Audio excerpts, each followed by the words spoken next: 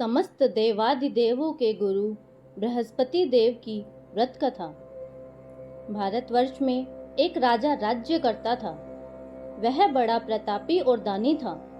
वह नित्य गरीबों और ब्राह्मणों की सहायता करता था। यह बात उसकी रानी को अच्छी नहीं लगती थी। वह न ही गरीबों को दान देती, न ही भगवान का पूजन करती थी और राजा को भी दान देने से मना किया करती थी। एक दिन राजा शिकार खेलने वन को गए हुए थे तो रानी महल में अकेली थी। उसी समय बृहस्पति देव साधु के भेष में राजा के महल में भिक्षा लेने के लिए गए और भिक्षा मांगी। रानी ने भिक्षा देने से इनकार कर दिया और कहा, हे साधु महाराज, मैं तो दान पुण्य से तंग आ गई हूँ। मेरा पति सारा धन लुटाता रहता है। मेरी इच्छा है कि हमारा समस्त धन नष्ट हो जाए, फिर ना रहेगा बांस और ना बजेगी बांसुरी। साधु ने कहा, देवी, तुम तो बड़ी अजीब हो।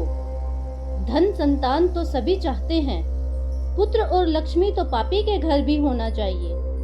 यदि तुम्हारे पास अधिक धन है तो भूखों को भोजन दो, प्यासों के लिए प्याऊ बनवाओ, मुसाफिरों के लिए धर्मशालाएं खुलवाओ। जो निर्धन अपनी कुंवारी कन्याओं का विवाह नहीं करा सकते, उनका विवाह करा दो। ऐसे और कई काम हैं जिनको करने से तुम्हारा यश लोक परलोक में फैलेगा। परंतु रानी पर उपदेश का कोई प्रभाव न पड़ा। वह बोली, महाराज, आप मुझे कुछ न समझाए। मैं ऐसा धन नहीं चाहती हूँ जो हर जगह बांटती फिरूं। साधु ने उत्तर दिया, यदि तुम्हारी ऐसी इच्छा है तो तथास्तु। तुम्हें ऐसा करना है कि बृहस्पतिवार को घर लीपकर पीली मिट्टी से अपना सिर धोकर स्नान करना, भट्टी चढ़ाकर कपड़े धोना। ऐसा करने से आपका समस्त धन नष्ट हो जाएगा। इतना कहकर वह साधु महाराज वहां से चले गए। जैसा वह साधु कहकर गया था, रानी ने वैसा ही किया। 6 बृहस्पतिवार बीते ही थे कि उनका समस्त धन नष्ट हो गया और भोजन के लिए दोनों तरसने लगे, सांसारिक भोगों से दुखी रहने लगे। तब वह राजा रानी से कहने लगा कि तुम यहाँ पर रहो, मैं दूसरे देश में जाता हूँ, क्योंकि यहाँ पर मुझे सभी मनुष्य जानते हैं, इसलिए कोई कार्य भी नहीं कर सकता। देश चोरी परदेश भीख बराबर है। ऐसा कहकर राजा परदेश चला गया। वहां जंगल को जाकर लकड़ी काटता और उसे शहर में बेचता। इस तरह वह जीवन व्यतीत करने लगा। एक दिन दुखी होकर जंगल में एक पेड़ के नीचे निश्चित रूप से आसन जमा कर बैठ गया। वह अपनी दशा को याद करके व्याकुल होने लगा। बृहस्पतिवार का दिन था। एकाएक उसने देखा कि निर्जन वन में एक साधु प्रकट हुआ। वह साधु भेष में स्वयं बृहस्पति देवता थे। लकड़हारे के सामने जाकर बोले, हे लकड़हारे, तू इस सुनसान जंगल में चिंतामग्न क्यों बैठा है? लकड़हारे ने दोनों हाथ जोड़कर प्रणाम किया और उत्तर दिया, महात्मा जी, आप सब कुछ जानते हैं, मैं क्या कहूँ। यह कहकर वह रोने लगा और साधु को आत्मकथा सुनाई। महात्मा जी ने कहा, तुम्हारी स्त्री ने बृहस्पतिवार के दिन वीर भगवान का निरादर किया है, जिसके कारण रुष्ट होकर तुम्हारी यह दशा कर दी गई है। अब तुम चिंता को दूर करके मेरे कहने पर चलो तो तुम्हारे सब कष्ट दूर हो जाएंगे और भगवान पहले से भी अधिक संपत्ति देंगे। तुम बृहस्पतिवार के दिन पाठ किया करो। 5 रुपए के चना मुनक्का मंगवाकर उसका प्रसाद बनवाओ और शुद्ध जल के लोटे में शक्कर मिलाकर अमृत तैयार करो। कथा के पश्चात अपने सारे परिवार और सुनने वाले प्रेमियों में अमृत व प्रसाद बांटकर आप भी ग्रहण करो। ऐसा करने से भगवान तुम्हारी सब मनोकामनाएं पूर्ण करेंगे। साधु के ऐसे वचन सुनकर लकड़हारा बोला, हे प्रभु, मुझे लकड़ी बेचकर इतना पैसा नहीं मिलता जिससे मैं भोजन करने के उपरांत सब कुछ बचा सकूं। मैंने रात्रि में अपनी स्त्री को व्याकुल देखा है। मेरे पास कुछ भी नहीं जिससे उसकी खबर मंगा सकूं। साधु ने कहा, हे लकड़हारे, तुम किसी बात की चिंता मत करो। बृहस्पति के दिन तुम रोजाना की तरह लकड़ियां लेकर शहर को जाओ। तुमको रोज से दुगना धन प्राप्त होगा। जिससे तुम भली भांति भोजन कर पाओगे और बृहस्पति देव की पूजा का सामान भी आ जाएगा। इतना कहकर साधु अंतर्ध्यान हो गए। धीरे धीरे समय व्यतीत होने पर फिर वही बृहस्पतिवार का दिन आया। लकड़हारा जंगल से लकड़ी काटकर किसी शहर में बेचने गया। उसे उस दिन और दिन से अधिक पैसा मिला। राजा ने चना गुड़ आदि लाकर गुरुवार का व्रत किया। उस दिन के उसके सभी क्लेश दूर हुए, परंतु जब दोबारा गुरुवार का दिन आया तो बृहस्पतिवार का व्रत करना भूल गया। इस कारण बृहस्पति भगवान नाराज हो गए। उस दिन से उस नगर के राजा ने विशाल यज्ञ का आयोजन किया और शहर में यह घोषणा करा दी कि कोई भी मनुष्य अपने घर में भोजन न बनावे, न आग जलावे। समस्त जनता मेरे यहाँ भोजन करने आवे। इस आज्ञा को जो न मानेगा उसके लिए फांसी की सजा दी जाएगी। इस तरह की घोषणा संपूर्ण नगर में करवा दी गई। राजा की आज्ञा अनुसार शहर के लोग भोजन करने गए, लेकिन लकड़हारा कुछ देर से पहुंचा।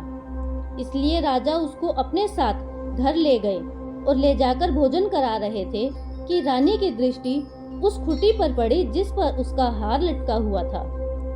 वहां पर अब वह हार दिखाई न दिया। रानी ने निश्चय किया कि मेरा हार इसी मनुष्य ने चुरा लिया है। उसी समय पुलिस को बुलाकर उसको जेल खाने में डलवा दिया। जब लकड़हारा जेल खाने में पड़ गया और बहुत दुखी होकर विचार करने लगा कि ना जाने कौन से पूर्व जन्म के कर्म से मुझे यह दुख प्राप्त हुआ है, और उसी साधु को याद करने लगा जो उसे जंगल में मिला था। उसी समय तत्काल बृहस्पति देव साधु के रूप में प्रकट हो और उसकी दशा को देखकर कहने लगे, अरे मूर्ख, तूने बृहस्पति देव की कथा नहीं की, इस कारण तुझे यह दुख प्राप्त हुआ है। अब चिंता मत कर, बृहस्पतिवार के दिन जेलखाने के दरवाजे पर 4 पैसे पड़े मिलेंगे। उनसे तू बृहस्पति देव की पूजा करना, तेरे सभी कष्ट दूर हो जाएंगे। बृहस्पति के रोज उसे 4 पैसे मिले। लकड़हारा ने कथा कही। उसी रात्रि को बृहस्पति देव ने उस नगर के राजा को स्वप्न में कहा, हे राजा, तुमने जिस आदमी को जेल खाने में बंद किया है वह निर्दोष है, वह राजा है, उसे छोड़ देना। रानी का हार उसी खूंटी पर लटका है। अगर तू ऐसा नहीं करेगा तो मैं तेरे राज्य को नष्ट कर दूंगा। इस तरह रात्रि के स्वप्न को देखकर राजा प्रातःकाल उठा और खूंटी पर हार देखकर लकड़हारे को बुलाकर क्षमा मांगी और लकड़हारे को योग्य सुंदर वस्त्र व आभूषण देकर विदा किया तथा बृहस्पति देव की आज्ञा अनुसार लकड़हारा अपने नगर को चल दिया। राजा जब अपने नगर के निकट पहुंचा तो उसे बड़ा आश्चर्य हुआ। नगर में पहले से अधिक बाग, तालाब और कुएं तथा बहुत सी धर्मशाला, मंदिर आदि बन गए थे। राजा ने पूछा, यह किसका बाग और धर्मशाला है? तब नगर के सब लोग कहने लगे, यह सब रानी और बांदी के हैं। तो राजा को आश्चर्य हुआ और गुस्सा भी आया। जब रानी ने यह खबर सुनी कि राजा आ रहे हैं तो उसने बांदी से कहा कि हे दासी, देख राजा हमको कितनी बुरी हालत में छोड़ गए थे। हमारी ऐसी हालत देखकर वह लौट न जाए, इसलिए तू दरवाजे पर खड़ी हो जा। और आज्ञानुसार दासी दरवाजे पर खड़ी हो गई। राजा आए तो उन्हें अपने साथ ले आई। तब उन्होंने कहा कि हमें यह सब धन बृहस्पति देव के इस व्रत के प्रभाव से प्राप्त हुआ है। राजा ने निश्चय किया कि 7 रोज बाद तो सभी बृहस्पति देव का पूजन करते हैं, परंतु रोजाना दिन में 3 बार कहानी कहा करूंगा, रोज व्रत किया करूंगा। अब हर समय राजा के दुपट्टे में चने की दाल बंधी रहती तथा दिन में 3 बार कहानी कहता।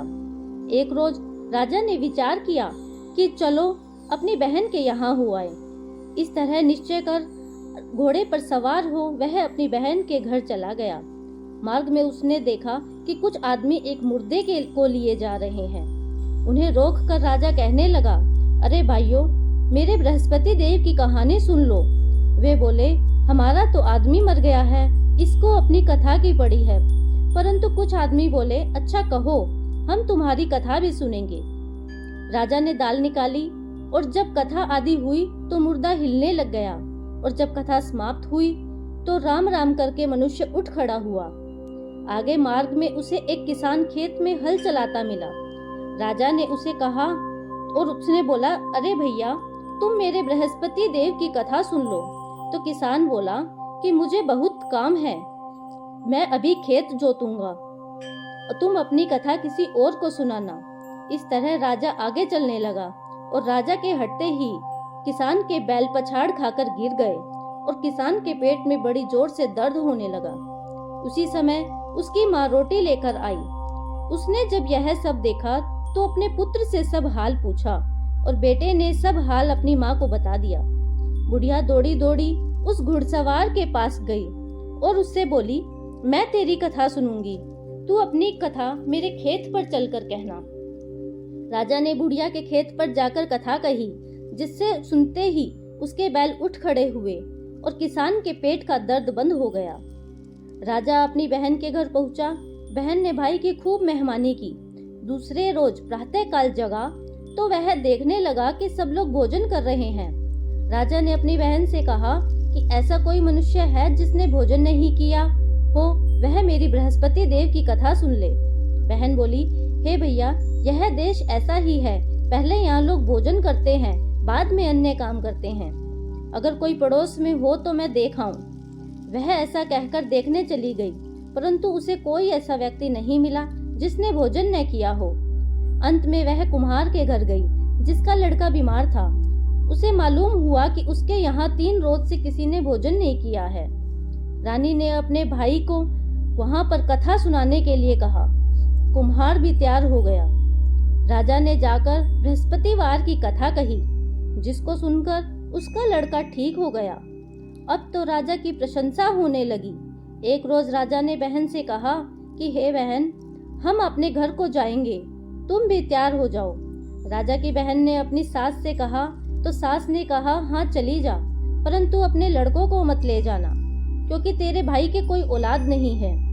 बहन ने अपने भाई से कहा, हे भैया, मैं तो चलूंगी, परंतु कोई बालक नहीं जाएगा।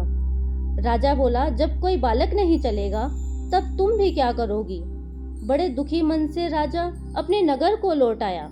राजा ने अपनी रानी से कहा, हम नीरवंशी राजा हैं, हमारा मुंह देखने का धर्म नहीं है और कुछ भी नहीं खाया। रानी बोली, हे प्रभु, बृहस्पति देव ने हमें सब कुछ दिया है, हमें औलाद अवश्य देंगे। उसी रात को बृहस्पति देव ने राजा से स्वप्न में कहा, हे राजा, उठ, सोच त्याग दे, तेरी रानी गर्भ से है। राजा की यह बात सुनकर रानी को बड़ी खुशी हुई। 9वें महीने में उसके गर्भ से एक सुंदर पुत्र पैदा हुआ। तब राजा बोला, हे रानी, स्त्री बिना भोजन के रह सकती है, परंतु बिना कहे नहीं रह सकती। जब मेरी बहन आए तब तुम उससे कुछ मत कहना। रानी ने यह सुनकर हाँ कह दिया। जब राजा की बहन ने यह शुभ समाचार सुना तब वह बहुत खुश हुई और बधाई लेकर अपने भाई के यहाँ पहुंची। तब रानी ने कहा कि घोड़ा चढ़कर तो नहीं आई हो, गधा चढ़ी आई हो। राजा की बहन बोली, भाभी, मैं इस प्रकार न कहती तो तुम्हें औलाद कैसे मिलती। बृहस्पति देव ऐसे ही हैं, जैसे जिसकी मन की कामनाएं हैं सभी को पूर्ण करते हैं। जो सद्भावना पूर्वक बृहस्पतिवार का व्रत करता है और कथा पढ़ता व सुनता है, बृहस्पति देव उसकी मनोकामना पूर्ण करते हैं। भगवान बृहस्पति देव उसकी सदैव रक्षा करते हैं। संसार में सद्भावना से भगवान जी का पूजन व्रत करके सच्चे हृदय से उसका मनन करते हुए जयकारा बोलना चाहिए। बोलो बृहस्पति देव की जय, विष्णु भगवान की जय। इस तरह की और कथाओं को सुनने के लिए चैनल को लाइक, शेयर और सब्सक्राइब करना मत भूलिए। धन्यवाद।